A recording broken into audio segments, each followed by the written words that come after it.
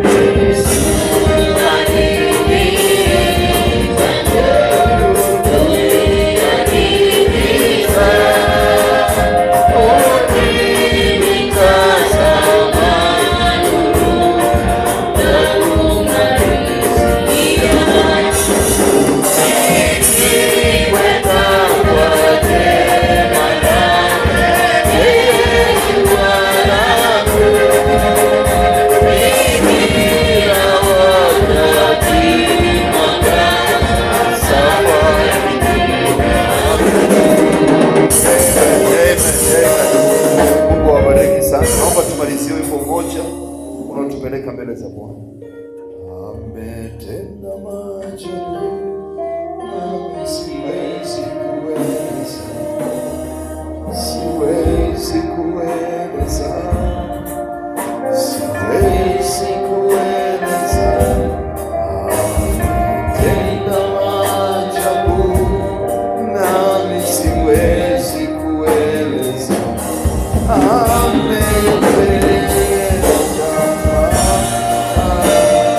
Yesu mwana wa Mungu ametenda maajabu nami siwezi kueleza, siwezi kueleza, siwezi kueleza.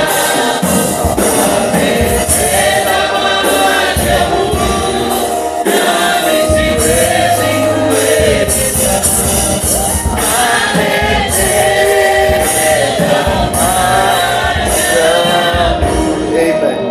Mungu awabariki sana Kristo. Naomba tuweze kuketi katika jina la Yesu.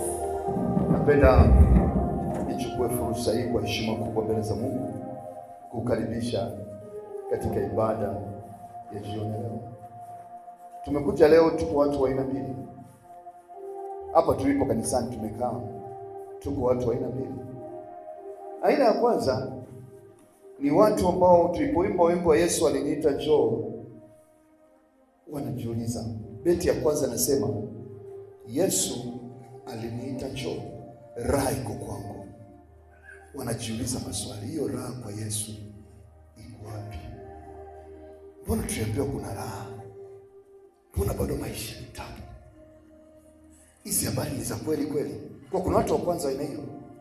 Lakini anasema kwamba kichwa chako ukilaze kifuani mwako. Mbona maisha yanazidi kuwa magumu? Hicho kifua cha Yesu kwa wapi? Wakati kuna kundi la pili nasema huyu Yesu nitamwelezaje mimi? Kila asubuhi ananitendea mema, kila siku ananitendea. Kwa kuna watu aina mbili, lakini beti ya pili anasema njoo kwangu unywe maji ya uzima. Anajiuliza, mbona na magonjwa mpaka leo, mbona siponi? Je, hizi nyimbo tunaimba kwa sababu ya fashion show au tunaimba kwa kweli kabisa kwamba kuna uponyaji katika Kristo Yesu? Kwa kuna watu aina ya pili, lakini kuna watu aina ya pili wanasema aisee, nilikuwa na magonjwa mengi, Yesu kayamaliza yote. Kwa sababu tuko watu aina mbili. Kuna watu bado wana maswali na Yesu, na kuna watu wamefika.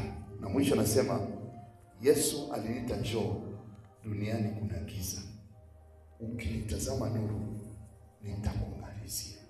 Anajiuliza maswali, huyu Yesu mbona bado naona giza? Mpendwa katika Bwana, asikudanganye mtu. Haya mambo inatokana na gani ya miwani umeivaa. Ukivaa miwani tinted, wakati wenzako wanaona nuru mchana, wote wana giza giza. Inatokana una imani gani na Yesu? Ngoja nikwambie, kuna magonjwa katika maisha ya mwanadamu hayawezekani yakapona kwa umesema wacha nife niishi, nitamwomba Yesu. Kuna changamoto katika maisha lazima useme yatosha. Leo nilikuwa na mtu mmoja mjini, nimekutana na watu wengi ambao ni marafiki zake, ni mshirika wa mahali hapa, na hata akiwepo ningeweza kuongea. Marafiki zake wengi wamefanikiwa sana, Mungu amewajalia neema mbalimbali na wengi wameokoka, lakini yeye ni kwamba amebaki kwenye roundabout ya mazoea, roundabout kwamba kuna kesho tena, roundabout kwamba maisha bado yapo. Nikamuuliza, ndugu yangu, watu niliokaa nao isemo hapa, wote wanakusemea wewe habari njema, na wote wanasema uliwasaidia kuweza kufika pale, inakuaje? Amevaa miwani ambao anadhani kwamba kwa Yesu tuna vitu. Ajui kama umeamua kuingia kwa Yesu kuna gharama. Ukikubali kulipa gharama, mbegu ikikubali kufa kwenye mti chini, tutavuna maiti. Mbegu ikiwa ng'ang'aniza itaki kufa, imeamua kusimama kama ilivyo, mpendwa katika Bwana, miaka itakwenda uko vile vile, kiroho, kimwili na kiuchumi. Natamani tunapoongea neno la Mungu jioni leo, Yesu Kristo akutane na wewe. 2026 mwaka wetu wa Bwana kubariki kazi ya mikono yako kwa ajili ya utajiri. Mungu akafanya jambo jipya kwenye maisha yako. Tutakapokuja kuongea ibada kama hii, tuone una kitu cha kusema, hakika ametenda maajabu nami siwezi kufanya nini. Wimbo ukatoke ndani ya Biblia, kwa sababu utakuwa umemwona Bwana anaweza kuinua wanyonge kutoka kwenye udongo akawaketisha na wakuu. Jioni leo somo ambalo imempendeza Roho wa Kristo tunenalo linaitwa huduma ya uponyaji na nguvu ya upako. Huduma ya uponyaji na nguvu ya upako. Mchungaji, unaanzisha huduma nyingine? Bwana Yesu asifiwe. Huduma ni nini? Kitu kilichomo ndani yako, Mungu alichowekeza katika maisha yako, ndio huduma. Kwa tunaongea leo juu ya uwekezaji wa Mungu katika maisha yako katika mambo mawili: moja, kwenye uponyaji; mbili, kwenye upako. Sasa taratibu, nikishasema somo la upako, kuna wengine wanapata shida. Mpendwa katika Bwana, maisha tunaoishi, nilikwambia na nitaendelea kukwambia, ni mapambano. Nilikwambia mtu amewahi kudanganya kwamba maisha ni mepesi. Muongo. Hakuna kitu kama hicho. Kuna kawimbo tulikuwa tunaimba ambacho tunakuka zamani, nitambalale kwa Yesu siku watu waimbe, baada ya kuona uhalisia. Sio kwamba kwa Yesu mnatambalale, gizani nitakuwa pamoja. Mungu akusema kwamba nitakuondolea giza, shidani nitakuwa pamoja na, hajasema kwamba nitakuondolea shida. Kwenye vita nitakupigania, hajasema kwamba nitaondoa vita. Kocha msingi, maisha ilikuwa na vita, ilikuwa na maana hata kuishi. Hivi maisha ilikuwa tu ya rahisi tu yapo yapo. Ngoja nikwambie, kama kula kuku, kipewa hata kuku 20 hapo, utachoka. Kama kunywa masoda utakunywa yataisha. Kama kula chochote cha kizuri sana unataka kukipata, watakuwekea masinia hapo, utakula baadaye utakinaisha. Inafika hatua kila kitu kinakatisha tamaa. Kina mwisho. Kwa nini kilichokuwa na mwisho? Ni kumjua huyu Yesu. Sasa nisiende kwenye upande huo. Nataka kuongelea somo kuhusu uponyaji. Leo watu wengi wamesahau kwamba Yesu Kristo bado anaponya. Mungu amefanya neema kwenye maendeleo ya sayansi na teknolojia, hospitali. Lakini bado watu wamefika hatua kuona kama vile sasa basi Yesu labda aponye. Lakini kama mtakumbuka Jumapili tulisoma mstari ambao ulisema vitu vyote duniani viliumbwa na Yesu kwa ajili ya Yesu. Alileta ufahamu wa sayansi, wakaweza kujua ndani ya kifua kwa mwanadamu kuna nini na tumboni. Ni Yesu mwenyewe, kwa sababu ndiye muumbaji wa dunia. Kwa hiyo naomba nikwambie bado Yesu Kristo anaponya. Sasa nataka tuende taratibu. Nikasoma kagumu kidogo, lakini kwa sababu nimeamua kwa watu wa rohoni, twende tulielewe. Usitoke mtupu. Bwana Yesu asifiwe. Mstari mkuu ambao tutatuongoza katika somo letu jioni leo ni kitabu cha Marko sura ya 6 mstari wa 12 na 13. Marko 6:12 na 13.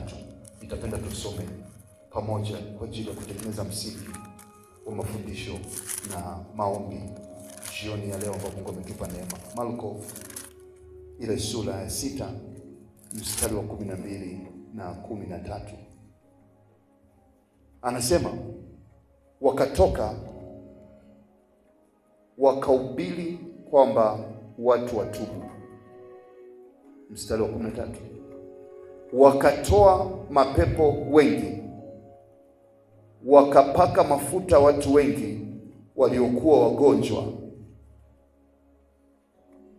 wakawapoza. Mambo manne. La kwanza, watu lazima watubu. Kwa hakuna kitu kinaweza kutokea kutoka mapepo, kuponya magonjwa kama hujatubu. Kama unaishi bazo maisha ya dhambi, hata tukuombeaje, hata kama tutakuwa na imani ya kubadilisha milima, kama hujaamua kubadilika ndani ya nafsi yako, naomba nikwambie itachukua muda mrefu mapepo kutoka na uponyaji kutokea. Jambo la kwanza ni tubuni. Jambo la pili, anasema wakatoa pepo. Pepo ni kitu gani? Ni kitu ambacho kinakamata nafsi ya mtu na kumfanya afanye jambo ambalo yeye mwenyewe hataki kufanya. Kwa hiyo inamtesa. Ukisikia mtu ana mapepo ni kwamba nafsi yake ameshaiuza. Anachokifanya sio yeye, kuna kitu kingine kinafanya. Ndio maana ukiangalia katika huduma ya ukombozi, watu wengi wanaombea ulikuwa wapi? Wewe ndio ulikuwa unaongea, sio mimi. Kwa sababu ni kitu kilichomo ndani yake, yale mapepo ndio anaongea. Kwa ameuza nafsi yake kwa ajili ya mapepo. Na watu wengi wamekamatwa na mapepo. Njia rahisi ya shetani kukamata maisha ya wanadamu ni mapepo. Na pepo aliingia vivi, nakuja kwa njia ya ushawishi. Ukikubali ndipo linaingia. Kwa cha pili ni kutoa mapepo. Cha tatu anasema wakapaka mafuta wengi walikuwa wagonjwa. Sasa mchungaji, wakapaka mafuta kwa ajili ya nini? Wakapaka mafuta wengi walikuwa wagonjwa. Utasikiliza kwa makini, maandiko hayakosei. Anasema wakawapoza. Tuna taratibu. Mambo manne. Cha kwanza, tubuni, ambao ndio kazi umepewa wewe Mkristo. Nenda kawaambie watu watubu. Na hivi vitu vinne, sikiliza kwa makini. Popote injili inapohubiriwa lazima mambo manne yawepo. Injili isiyoambatana na uponyaji, injili ifi. Kama Yesu aponye, bora tuache kanisa. Nisikize kwa makini. Kama Yesu hawezi kuponya watu wake, hatuna maana ya kuwa Kristo. Kwa sababu popote Yesu anapohubiriwa, ishara kubwa ya kwanza ni watu kupona. Ndio maana ukiwa na magonjwa, kitu kikubwa ni kung'ang'ana mpaka uponye. Kwa ameanza la kwanza, kahubirini, waambie watu watubu. Ameenda sehemu ya pili, anasema wakatoa mapepo mengi, au wakawashika watu wakafukuza mapepo, wakatoa pepo. Cha tatu, wakawapaka mafuta watu wengi waliokuwa wagonjwa. Kwa nini waliwapaka mafuta? Alafu hajakwambia ile mafuta ndio yaliyoponya. Usichanganye dozi. Nisikize kwa makini. Hajasema ile mafuta aliyowapaka ndio alifanya nini? Yaliyoponya. Anasema wakawapoza. Sasa leo tuende kwa taratibu kidogo, kwa sababu ndio shule imekaa. Mpendwa katika Bwana, kuna kitu kinaitwa kuhubiriwa, kuweza kumpokea Yesu. Ni hatua ya kwanza. Hatua ya pili ni kupakwa mafuta. Lakini kabla ya kupakwa mafuta, lazima tuondoe pepo lolote lililomo ndani mwako, kwa sababu tukikupaka mafuta na mapepo, utakuwa na nguvu mbili ndani yako. Utakuwa na nguvu ya Mungu na utakuwa una nguvu ya yale mapepo. Kwa ukiangalia mstari ulivyokaa, unataka sehemu ya kwanza, rudi juu.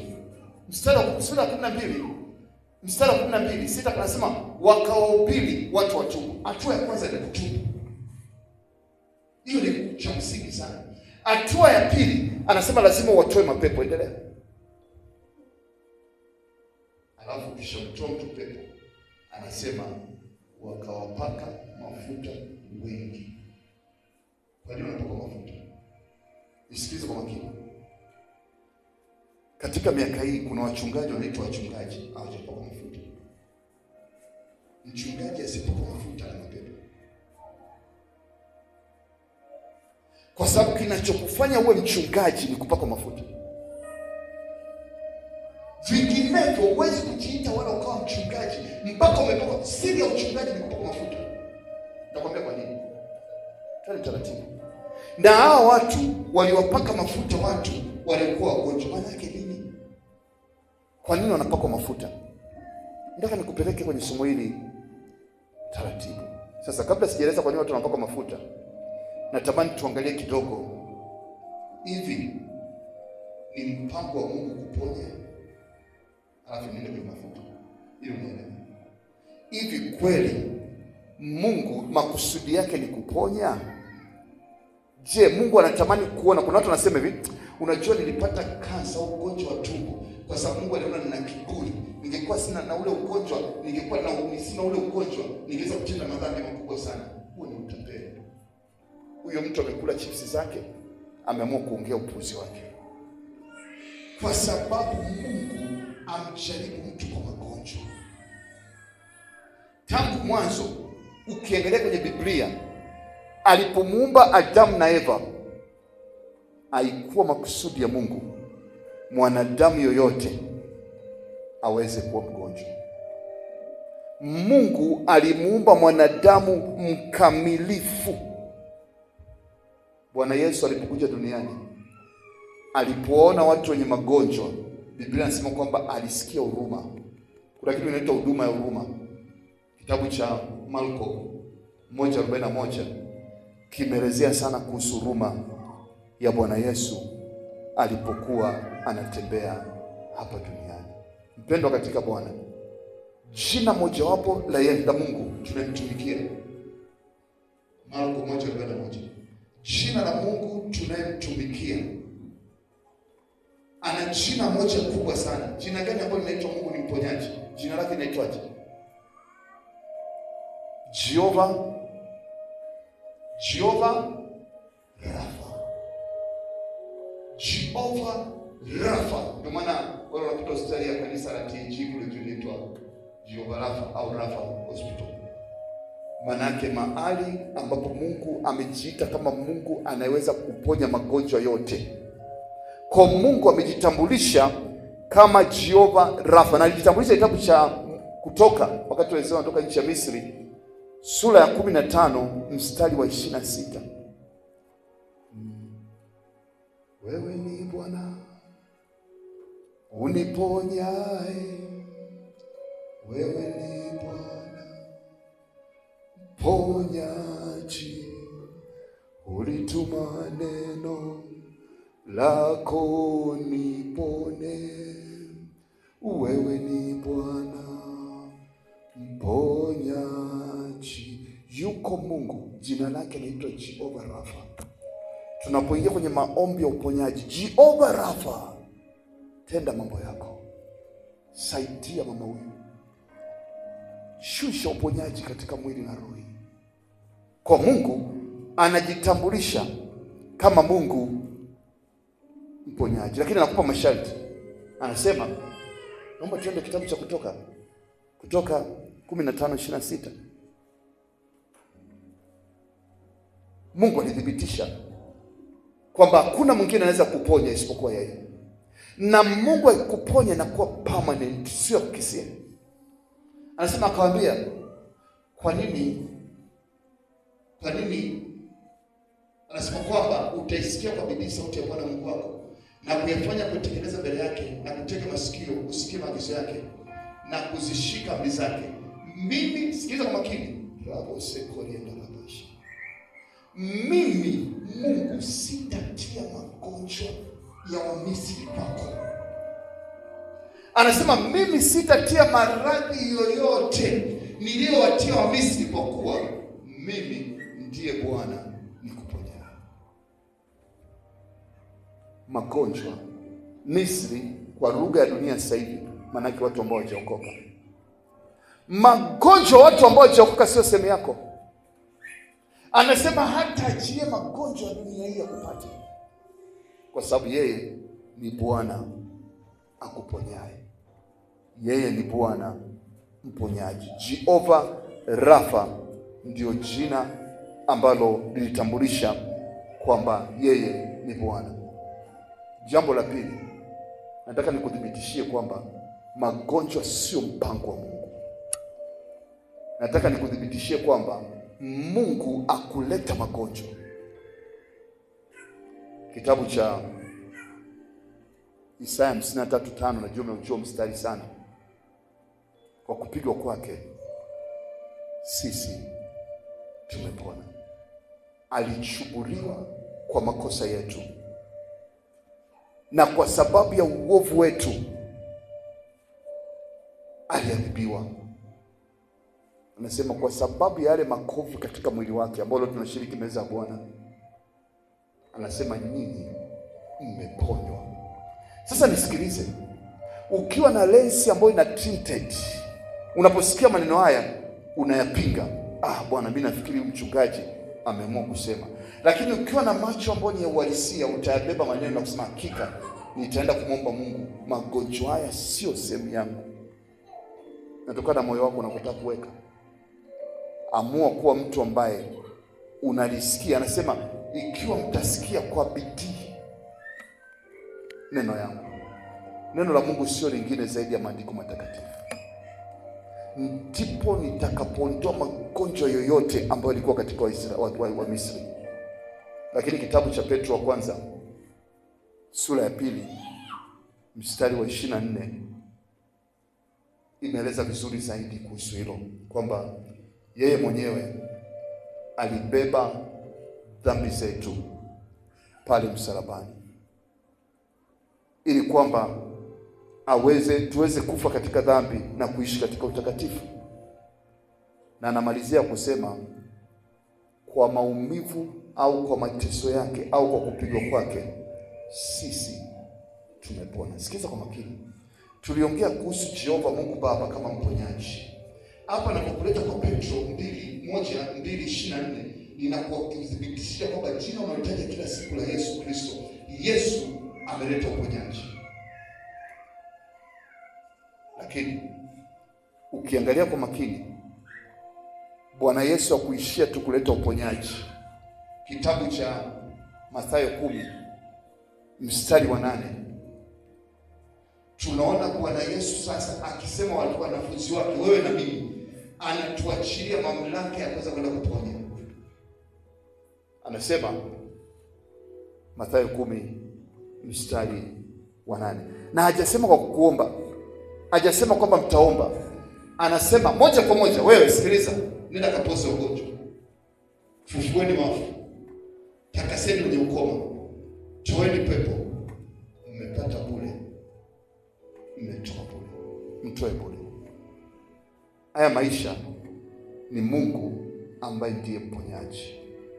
Nilianza na kitabu cha Marko sura ya 6 mstari wa 12 na 13, ambapo nimekutanaisha kwamba wanafunzi walitumwa. Cha kwanza wakaambia watu tubuni, cha pili wakafukuza mapepo, cha tatu wakawapaka mafuta.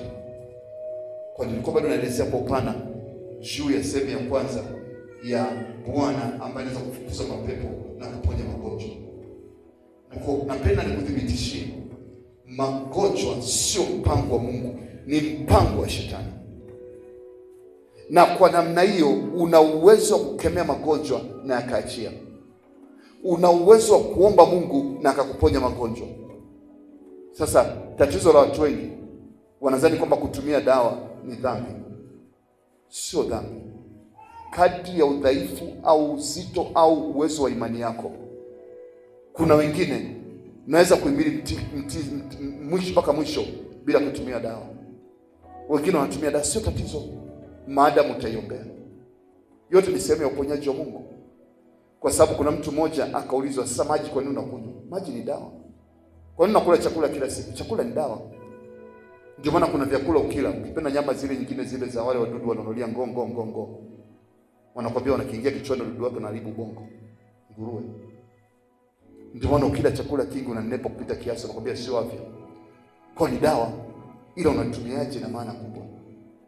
Kwa kuna namna hiyo. Lakini leo nataka nikwambie sio ngeba za madawa. Ninaongea uponyaji ambao Yesu Kristo alituachia, kwamba damu ya Yesu na nguvu ndani ya mwili wa Yesu Kristo ina uwezo wa kuondoa magonjwa aina yote. Sasa nimekwambia jambo la tatu ambalo nilisema ni swala zima la wakawapaka mafuta. Sasa nataka twende hapo kidogo, kwa sababu hili somo ukielewa litakusaidia kwa upana wake. Kupaka mafuta. Kwa nini walipaka mafuta? Hajasema mafuta aliwaponya. Nisikilize kwa makini. Ukiangalia kwa makini, mafuta kulingana na kitabu cha Biblia, mtu kupakwa mafuta maana yake unaachilia nguvu ya Roho Mtakatifu, ni ishara ya Roho Mtakatifu. Kwa ukiona mafuta yameletwa kanisani, ni ishara ya kuachiliwa nguvu ya ishara, sio Roho Mtakatifu mwenyewe, ila ishara ya nje ya kuachiliwa Roho. Kama ubatizo, tunapombatiza mtu, lengo sio kwamba yale maji au ubatizo, ni ishara ya kuzama na Yesu na kufufuka pamoja na Yesu. Ndio ishara tu hiyo.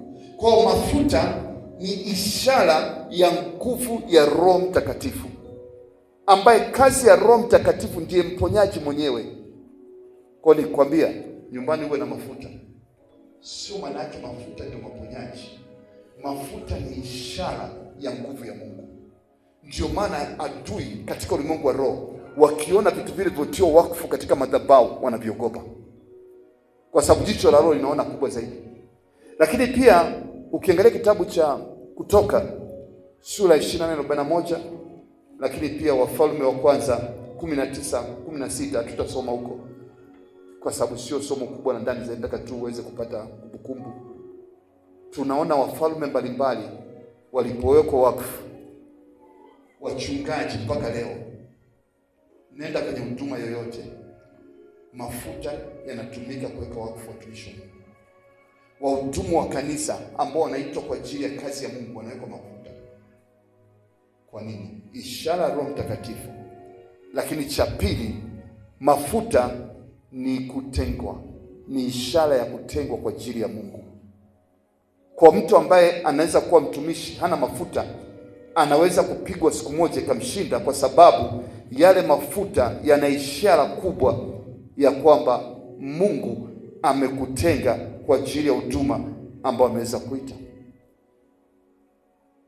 Kwa ni muhimu ukajua kwamba Yesu Kristo alipoambia wanafunzi waende wakaweze kupaka mafuta watu, walikuwa na vitu viwili. Yale mafuta, manake wale watu usipowatenga, mapepo yataendelea kwa juu yao. Usipowatenga, magonjwa yataendelea kuwa juu yao. Kwa hiyo unapoenda kumpaka mtu mafuta kwa ajili ya uponyaji, maana yake ninakutenga kwa ajili ya Mungu kukamilisha uponyaji wake ndani mwako. Ndio maana ya mafuta.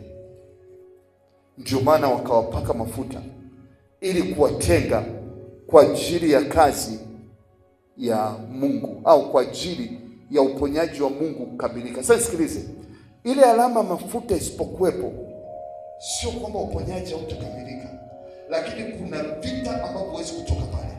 Kitabu cha Yakobo kwanza, waraka wa Yakobo kinaeleza kwa upana zaidi. Yakobo sura ya 5 mstari wa 14 na 15 kinatueleza kwa upana zaidi nachokuambia jioni leo. Anasema, mtu kwenu ni mgonjwa, na waite wazee wa kanisa, nao wamuombee na kumpaka mafuta. Kwa kuna kumwombea alafu wanampaka mafuta. Mafuta sio kama ndio inaponya, mafuta yanasaidia kumtenga yule mtu na uovu. Ndio maana ngoja nikwambie kitu. Wakati ambapo unatoa mapepo, mara nyingi ukimtia mtu na mafuta, yale mapepo hawezi kurudi. Lakini mara nyingi ukimwacha mtu hivi hivi, mapepo yanarudi. Ni muda tu, anarudi hali yake ya kwanza, inakuwa mbaya kuliko ile ambayo nao. Anasema, na wamuombee na kumpaka mafuta kwa jina la Bwana. Nenda malizia mstari unaofuata. Anasema, na kule kuomba kwa imani, sio kupaka mafuta kwa imani. Ukishampaka mtu mafuta umemtenga. Ina maana sasa unapoenda kuomba rika Baba uponyaji, ule uponyaji unakutembea katika mwili wake kwa nguvu kubwa. Kwa nini? Umeshamtenga. Maana yake shetani hawezi kumgusa tena. Na kwa namna hiyo nguvu ya Mungu ya uponyaji inakuwa kubwa zaidi. Ndio maana tunaongea juu ya kupaka mafuta. Kwa cha kwanza ni kwamba wale viongozi wa kanisa wanamwombea yule mtu. Lakini la pili ni kwamba maombi yanafanyika na kupaka mafuta. Tatu, maombi yanafanyika kwa jina la Bwana na kwa imani. Matokeo ni uponyaji wa maisha ya yule mtu. Mpendwa katika Bwana, wakati ambapo dunia imekata tamaa, magonjwa mengine yanatibika hospitali, leo jioni Yesu anaongea na wewe kwamba mimi ndiye mponyaji. Bado ana uwezo wa kuponya vile vile vilivyokuwa mwanzo, na sio magonjwa ambayo unaona ya kawaida tu, hata magonjwa ambayo madaktari na watu wengine wameshindikana. Mpendwa katika Bwana, kwa nini Mungu anakuponya? Anataka kudhibitisha kwamba ufalme wa Mungu una nguvu kuliko ufalme wa magonjwa. Narudia tena. Kwa nini Mungu anakuponya? Anataka kudhibitisha kwa ufalme wa Mungu una nguvu kuliko ufalme wa nini? Wa magonjwa. Kwa jioni leo ninapenda uweze kujua uponyaji wa magonjwa na maradhi sio kwamba unaomba msaada, ni urithi wako. Haiwezekani ukamwamini Yesu Kristo alafu magonjwa yakakumaliza. Mara nyingi napata shida, mtu anapokuja, mchungaji, ninaomba hela niende hospitali, na huwa sifanyi chochote zaidi. Kama nitakuwa nacho tumsaidie, kwa sababu ningetamani ajue kwamba hatua ya kwanza kuja kanisani sio kuomba hela, na kanisa sio sehemu ya kutoa msaada wa hela. Kanisa ni mahali Yesu yupo kwa ajili ya uponyaji. Mchungaji, niombee, nahitaji kupona. Ningeelewa kwamba huyu mtu ana imani. Lakini akishakuja moja kwa moja nitakwenda hospitali, nasema hapa tena nikimweleza vipi, hata kama nikimwombea vipi, napoteza muda, kwa sababu akili yake imeshaamini kwamba anaenda kupona hospitali. Ina maana hata ukimwambia njoo tuombe, atakusikiliza kwa sababu ni mchungaji tu, akisubiri umpe pochi aende hospitali. Lakini moyoni mwake hana imani na Mungu kwamba anaweza kupona. Anajiona kwamba njia pekee ni kwenda hospitali. Sasa unielewe, sijasema kwenda hospitali kubaya, lakini natamani kama Mkristo, hatua ya kwanza ni kumuomba Yesu mponyaji aweze kukuponya. Hatua ya kwanza ni kumwomba Yesu mtenda miujiza aweze kufanya miujiza. Alafu ukimtumaini yeye kwa moyo wako wote, naomba nikwambie, hajawahi kushindwa kuponya watu wote ambao wamekuja katika yeye. Jioni leo nimeongea kuhusu uponyaji wa magonjwa na maradhi, lakini huduma ya pili nikwambia kuhusu huduma ya uponyaji magonjwa na maradhi. Lakini katika uponyaji kuna huduma ya ukombozi, tunaita kizungu a deliverance ministry. Ndio maana inaitwa healing and deliverance. Sikiliza kwa makini. Magonjwa, maradhi unayaponya kwa jina la Yesu. Magonjwa, maradhi tunapaka na mafuta ili yaweze kuondoka, ili Mungu achilie nguvu ya uponyaji ambayo ni ya uumbaji wa Roho Mtakatifu iweze kukamilisha ndani ya maisha ya mtu. Lakini kuna tabia au inaitwa magonjwa ya tabia. Mathalan, kuna mtu akiamka asubuhi, kama Mungu amempa neema ya simu ya kisasa, yuko kwenye simu kila saa, ana ugonjwa wa simu, hawezi kuiacha. Mtu huyo atakosa mambo mengi kwa sababu hana muda wa kutulia. Kichwa kila siku anatembea na umbea na maneno mbalimbali. Anahitaji ukombozi, huduma ya deliverance, kwa sababu hata ukimwambia vipi hawezi kuacha. Hauna ugonjwa wote, lakini ana ugonjwa wa simu. Anaunguza vitu kama ni mke wa mtu, anaacha watoto mpaka wanaumia hapo chini, lakini yuko kwenye simu masaa 24. Yuko tayari asile ale nyama malaki ugali, hata ugali na dagaa kuliko akose moja. Amekamatwa nafsi yake, hawezi kutoka kwenye simu. Kwa hata mawazo yake, hata muda wa maombi, simu iko pembeni, lazima yupo na wimbo wa mtu fulani naimba ili aweze communicate. Hivi hawezi kufanya chochote.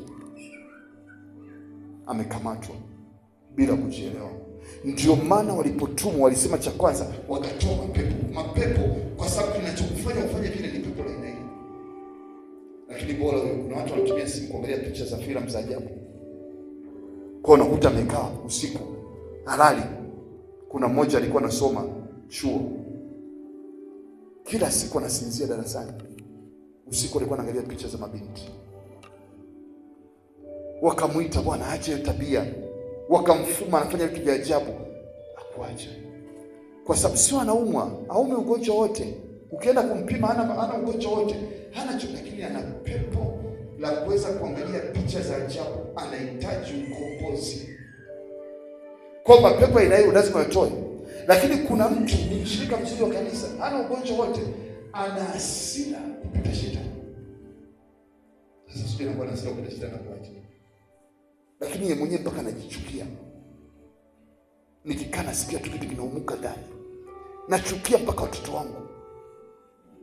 Anakuwa na kitu kimekaa, kinamfanya anakuwa na chuki tu bila sababu. Ni pepo, sio nguvu yake mwenyewe. Anahitaji huduma ya ukombozi. Lakini kuna mwingine, leo nilikuwa na mtu mmoja akasema wanaume wote mpo. Bwana Yesu asifiwe. Nikaambia na baba yako mpo. Ninasema wanaume. Bwana Yesu asifiwe. Nikamwambia umekufanya nini wanaume? Ameumizwa. Waswahili wanasema ametendwa. Kwa hana raha. Na ni kwa sababu ya kitu kimoja ndani yake, ana pepo linaitwa pepo la kutokusamehe. Ameamua kuyabeba. Anataka kupambana mpaka kieleweke, mwili anatemeka, hasira alizonazo kwa wanaume asimtoki. Kwa na ugonjwa. Anahitaji deliverance. Anahitaji uponyaji.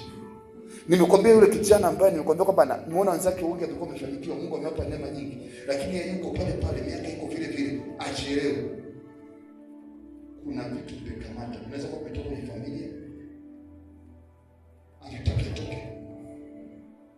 Najua nilikwambia siku moja, na hata juzi nilikutana na mtu mmoja. Babake anamwambia, unawezaje kujenga ghorofa? Mimi sije kujenga ghorofa. Babake mzazi. Bwana Yesu asifiwe. Kwa sababu kwenye familia kuna watu wakamata. Watu aina hii hawezi kujilalamika, hawezi kutoka, ni ugonjwa, amefungwa. Kwa hahitaji maombi ya kukemea, ya kuweza kusema kwamba nakupaka mafuta. Anahitaji maombi ya kufukuza mapepo ya kifo. Sasa wengine yale mapepo, mfano unaweza kukuta kuna pepo la magonjwa kwenye familia, yanafanya mpaka sasa inatokea kinachotokea, sio kwamba anauma ugonjwa wa tumbo, ila kwa sababu yamemkamata mpaka alikuwa anatembea upande hivi mpaka utumbo umekunjika. Kwa hiyo inatengeneza secondary conditions, sio mtaalamu wa dawa, tutatueleza siku moja vizuri. Kwa hiyo inatengeneza ugonjwa ambao sio kwamba ni kwa sababu ya ugonjwa, ila kwa sababu ya hali anayotembea nao au alivyo, inamfanya wewe hivi. Sasa mtu alikuwa na hasira kali mpaka jasho linatoka. Sasa na mtu ambaye ameshindwa kusamehe, baada ya muda fulani atadevelop psychological problem, anaanza kuona vitu vya ajabu, na mwisho wa siku huyo mtu anahitaji huduma ya haraka kwa ajili ya uponyaji. Sana pomalizia, nataka unielewe vizuri leo jioni. Nimeongea kitabu cha Marko, ilikuwa mstari mkuu, sura ya 6 mstari wa 12 na 13. Nimekwambia kwamba Bwana Yesu aliwatuma wanafunzi kwa ajili, wewe na mimi, kwa ajili ya mambo makubwa manne. La kwanza, kuambia watu watubu. Ni kazi ya Mkristo kumhubiri mtu kila siku katika maisha yako. Hakikisha unamtumikia Bwana Yesu kwa kumwambia mtu angalau mmoja habari za Yesu. Pili, mstari wa 13 anasema wakatoa mapepo mengi. Nimekwambia nitaka kutofautisha kati ya magonjwa ya mapepo alafu na magonjwa ya kawaida. Ninapoongelea magonjwa ya mapepo ni vitu ambavyo sio kwamba ni wadudu, sio kwamba ni virusi, ni huko umevuruga. Kwa kunafanya mwili wote uwe mgonjwa, na anayevuruga huku ni mapepo. Kwa inakuzuia usiweze kufikiri namna ambavyo inatakiwa ufikiri. Sasa inabidi hayo, kazi yako kama mtumishi wa Mungu ni kutoa pepo. Sasa wewe mwenyewe kama una mapepo, mimi sijui nakwambiaje. Bwana Yesu asifiwe. Inabidi ujitumie kwanza wewe. Baba, kama kuna pepo lolote bado linafanya kazi ndani yangu na unaliona, yaani mtu mwenye mapepo ameokoka na mapepo anajiona, kwa sababu anakuta kuna tabia alizonazo yeye mwenyewe asipendi, lakini zinampelekesha. Kesho anaacha huko pale pale, kesho mtu anaacha huko pale. Siku hizi kuna pepo lingine, kuna pepo la uzembe. Ni pepo na mtu anakuwa mzembe 100%, anasahau kupita kiasi, anafanya mambo bila kujielewa. Ni roho imemwingia, imekamata fahamu zake, imepunguza uwezo wake wa kufikiri. Ndio maana hatua ya kwanza wanafukuza mapepo. Alafu ili mapepo yasiendelee kuja, inabidi upake mafuta mtu. Kama ulikuwa na, kwa sababu unaweza kuwa na mapepo tukaondoa katika jina la Yesu, lakini mapepo mengi yanapatana na magonjwa. Ndio maana siku hizi kuna magonjwa yasiyoambukiza. Magonjwa mengi ya moyo sio kwamba kwa sababu kuna kirusi kiliingia au bakteria, ila kwa sababu huyu mtu alivamiwa kiakili, na baada ya kuvamiwa imesababisha mwili uweze kufanya mambo ambayo haikupaswa kufanya. Kwa sababu ugonjwa maana yake nini? Ni hali ya mwili kutenda jambo ambalo alikupaswa kuwa linatenda. Kwa inawezekana ni magonjwa yanayotokana na mapepo na magonjwa yanayotokana na watu na bakteria, lakini sehemu kubwa ya mapepo anasema tunafukuza toka kwa jina la Yesu. Pepo naondoka, lakini anakuambia yale ambayo ni maradhi yanaleta maumivu, unapaka na mafuta. Hatua ya kupaka mafuta, unamtenga mtu, alafu baadaye anasema unamwombea, alafu anasema kule kuomba kwa imani kutamponya mgonjwa yule, na hata kama ametenda dhambi Mungu atamsamehe. Jioni leo tunapoenda kumaliza, ninatamani Yesu Kristo aanze kuhudumia wewe, ili baada ya kuhudumia wewe ukawe sababu ya kuwa mtu wa kuhudumia wengine.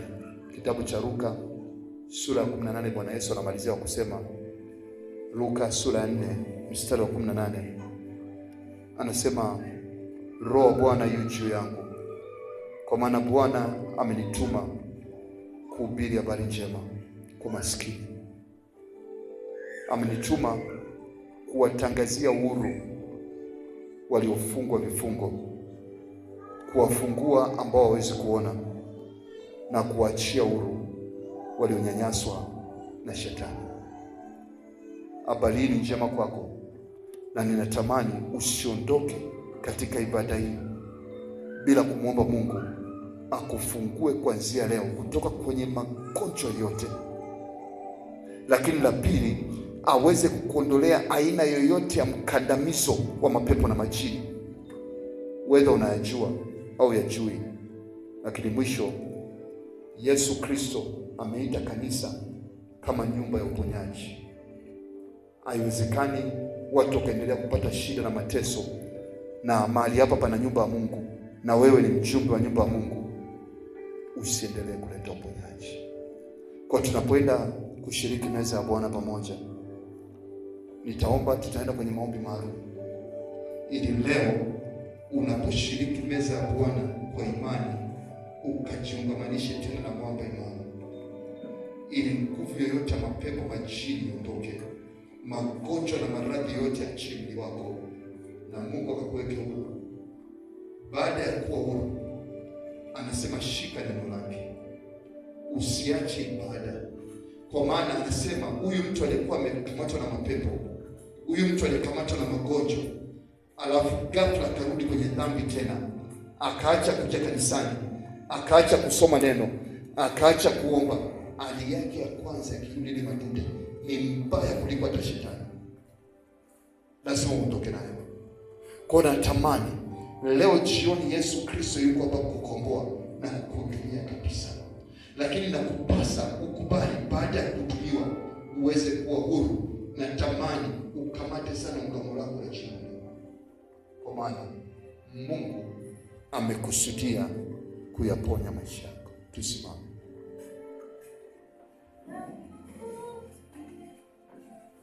Damu ya Yesu inanena mema, o damu ya Yesu inanena mema, inanena mema, inanena mema, inanena mema, inanena mema,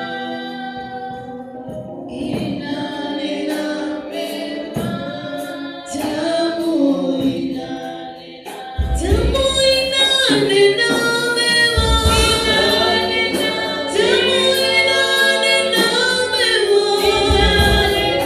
damu inanena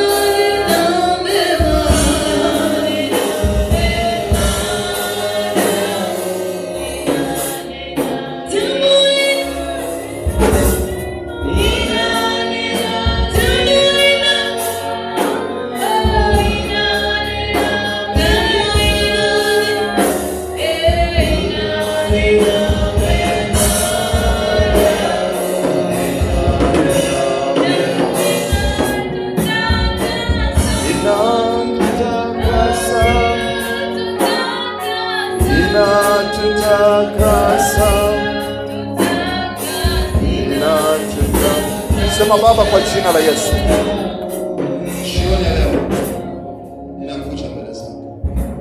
Nimesikia neno lako Baba, ninatambua unajua siri za moyo wangu. Ninaomba msamaha kwa dhambi yoyote ambayo nimeitenda, kwa siri au kwa wazi, kwa kujua au kutokujua. Baba, naomba msamaha. Ninatubu kwa moyo wangu wote. Naomba rehema. Bwana, nikukubali. Nisamehe uovu wangu Bwana. Nihurumie. Nimewasema watu vibaya. Nimeongea maneno ya uongo. Nimekutenda dhambi. Naomba unisamehe. Nihurumie. Nisafishe kwa damu ya Yesu. Baba, ndani yangu kuna tabia ambazo mimi nashangaa. Kuna vitu navifanya mpaka sijielewi. Leo jioni kupitia ibada hii ninaomba nitoe. Bwana, ya uchafu ndani yangu, tabia yoyote isiyokuwa ya kimungu, katika jina la Yesu. Naomba kibali Baba kushiriki nyumbani mwako sasa, niweze kushiriki meza hii katika jina la Baba, jina la Mwana na Roho Mtakatifu. Amen. Nakutamkia kwamba Mungu amekusamehe dhambi zako. Naomba upite mbele uweze kuchukua mkate na meza na pamoja na damu, na kisha ukae na usifanye chochote bila kuongea.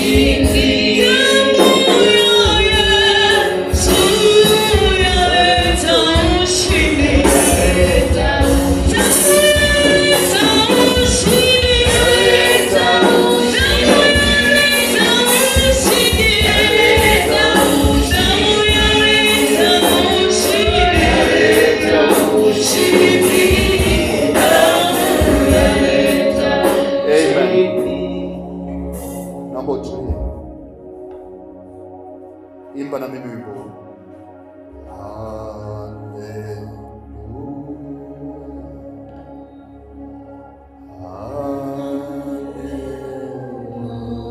Hakikisha una amani ndani yako. Usishiriki meza kati una amani. Wimbo huu kufanya upate amani. Jambo lolote kama linakunyima amani, usishiriki meza, acha. Usiingie katika hukumu mara mbili. Lakini kama uko tayari kuliachia jambo hilo, basi ushiriki meza.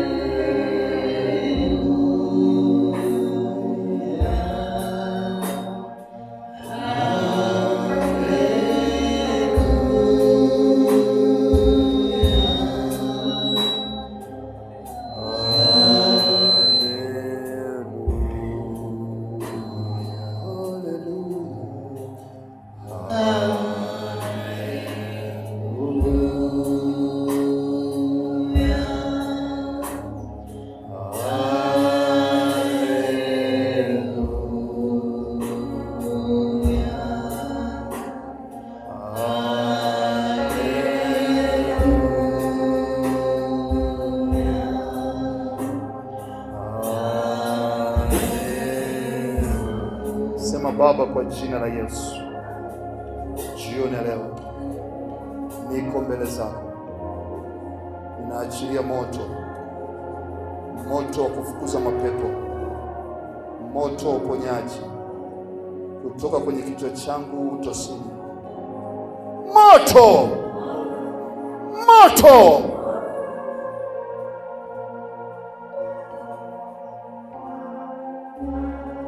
Sema Baba, kwa jina la Yesu, naachilia moto katika mwili wangu. Moto!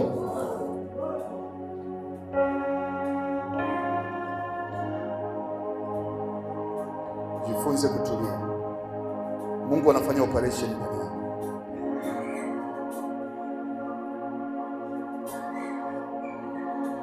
Sema moto wa Mungu pita kutoka kwenye kichwa chako, kwenye kifua. Moto, moto.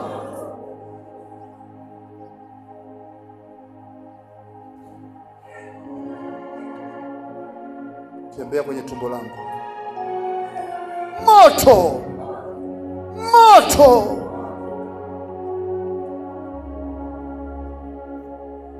Tembea kwenye wayo wa miguu yangu. Moto wa Roho Mtakatifu, tembea katika mwili wangu sasa.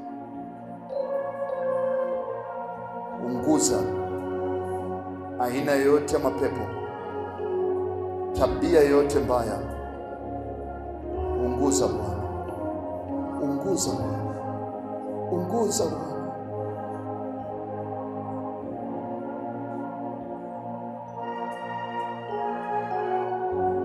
Niumbie moyo safi, ili ninaposema Yesu ameniokoa, maisha yangu yafanane na wokovu. Ninaikataa dhambi, ninakataa kazi zote za shetani, ninakataa utumwa wa dhambi yoyote. Out!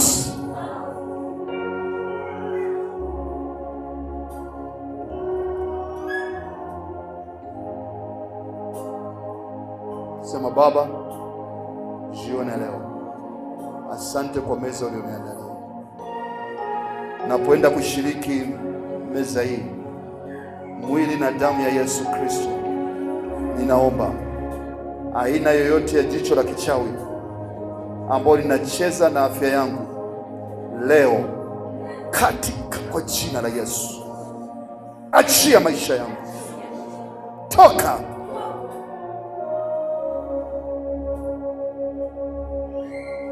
Sema napoenda kushiriki mwili na damu ya Yesu, mshale wowote wa kuzimu, mshale wowote wa adui wa kutumwa au kutengeneza, na amuru kufa katika jina la Yesu.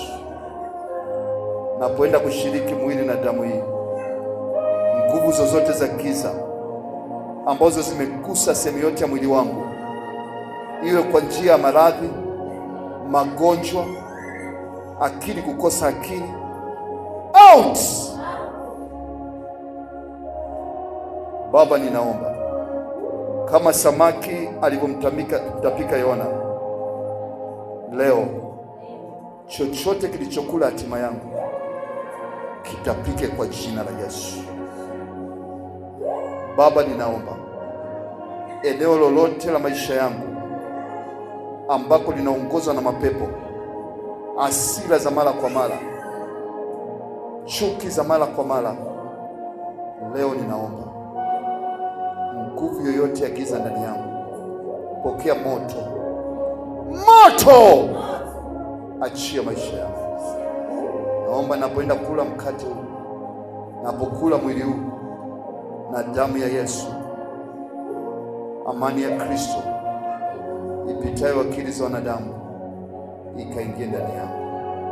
Siku zangu zote magonjwa yasitajwe kamwe, katika jina la Yesu. Baba, ninashiriki mwili huu katika jina la Mungu Baba, Mungu Mwana na Mungu Roho Mtakatifu. Amen. Naomba ushiriki kisha endelee na maombi.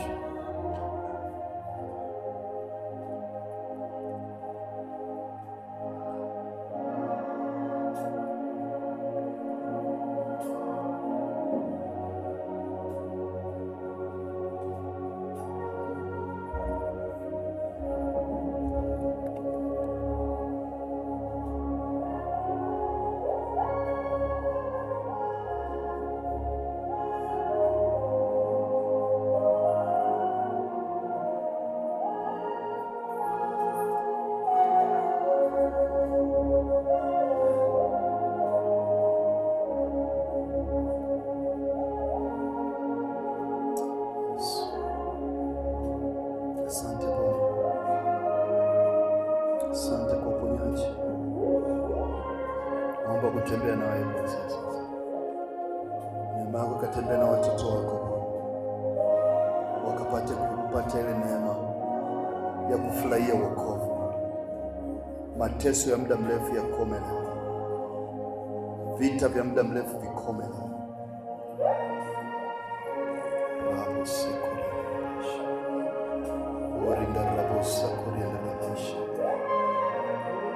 Chochote ambacho kimezikwa kwenye maisha yao ambacho ni chema na kifufua kwa damu ya Yesu.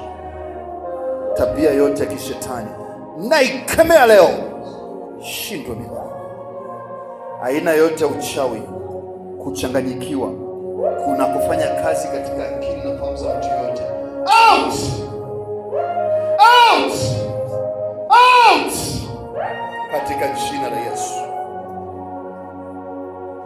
Aina yote ya mizimu ambayo imekamata maisha ya mtu yoyote ndani hapo, leo ninaamuru, ewe mizimu, kufa kwa jina la Yesu. Kufa kwa jina la Yesu. Ninateketeza chungu cha kichawi, ninateketeza mabaki ya wachawi katika jina la Yesu. Naomba neema ya uponyaji. Naomba neema ya uponyaji. Naomba neema ya uponyaji. Naomba neema ya uponyaji Bwana. Watu wako kapate kuwekwa huru kwa damu ya Yesu. Kwa damu ya Yesu. Kwa damu ya Yesu. Chochote cha mfalme wa giza katika maisha ya mtu yoyote hapa, ninakitengua leo. Wale maroho yanayotumwa kwa ajili ya kufuatilia maisha ya watu, out! Out!